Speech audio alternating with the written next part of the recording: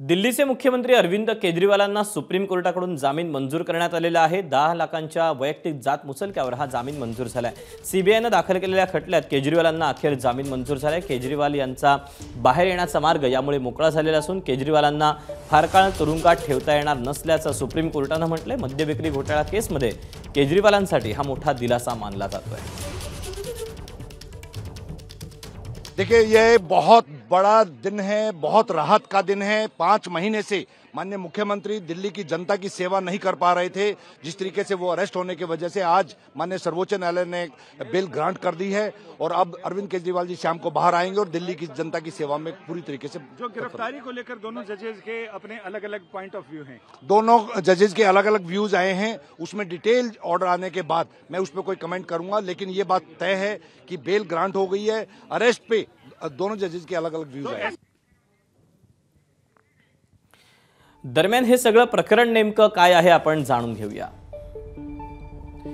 दिल्ली सरकारच्या मद्य धोरणात 100 कोटींच्या घोटाळ्याचा आरोप करण्यात आला होता। सीबीआयच्या म्हणण्यानुसार आम आदमी पार्टीला 100 कोटी रुपये मिळाले। केजरीवाल आपचे अध्यक्ष असल्याने थेट संबंध असल्याचा दावा सीबीआय कडून केला जात होता। दिल्लीचे मुख्य सचिव नरेश कुमार यांच्या अहवालाच्या आधारे एफआयआर दाखल करण्यात आलं। नायब राज्यपालांच्या शिफारसीनंतर केंद्राकडून सीबीआय मार्फत चौकशी सुरू झाली। सीबीआयकडून 19 ऑगस्टला मनीष सिसोदिया आणि इतर 14 जणांविरुद्ध एफआयआर दाखल करण्यात आली। 21 मार्च 2024ला दिल्लीचे मुख्यमंत्री अरविंद केजरीवाल यांना अटक करण्यात आली। 5 सप्टेंबर 2024ला हायकोर्टाकडून त्यांना जामीन नामंजूर करण्यात आला। तर 13 सप्टेंबर 2024ला सुप्रीम कोर्टाकडून जामीन मंजूर झाला आहे।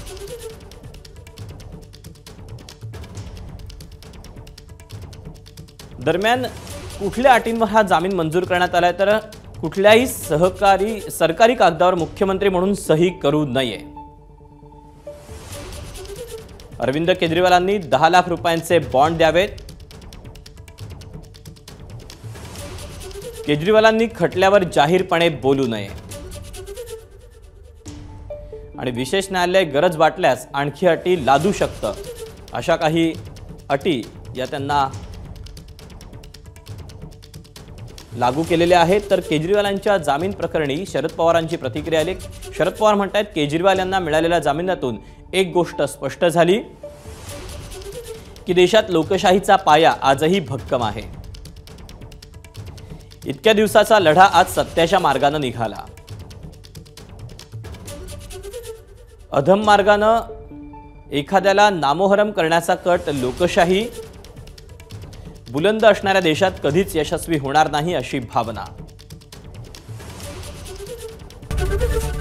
एबीपी माझा, उघडा डोळे बघा नीट।